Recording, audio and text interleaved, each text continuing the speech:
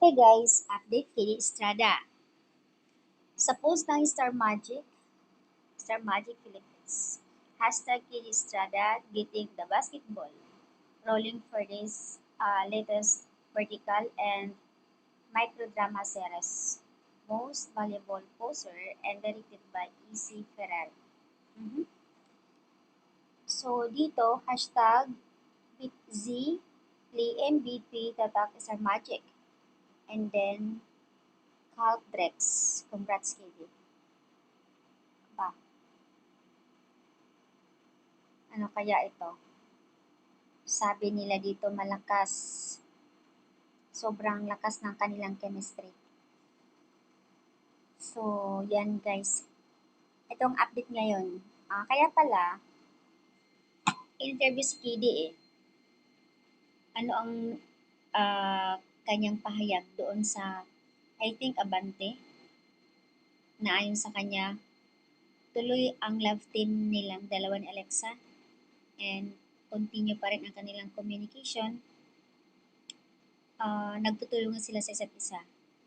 Wala namang problema at dagdag pa ni KD, still continue on communication. Walang nagbago sa amin. So, thankful ako kay Alexa dahil maraming mga pagkakataon at maraming mga bagay na hindi ko alam na natutunan ko sa kanya. So, yun po yung mga pahayag ni KD sa tuwing may interview siya. Ano kaya? Ang daming lumalabas ngayon ng mga balita, speculation na Keisho wala na ang Kidelex dahil may kapartner na ibang girl, eto si KD.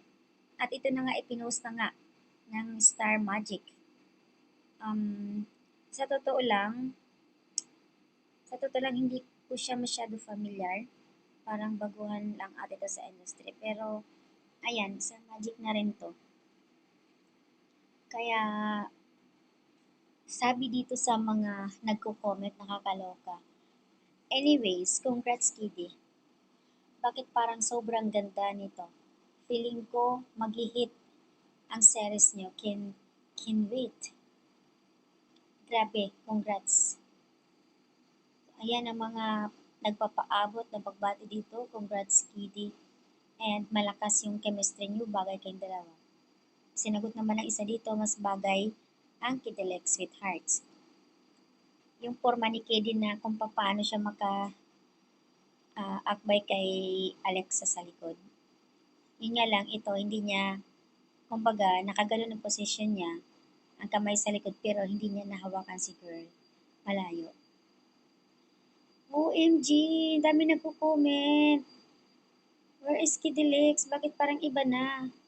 Pero ang lakas na chemistry nila, in fairness, ayon dito. Oh my God. So, ayan lang guys, ang update. Nakakapanibago, Char. Update ng Kidelex natin.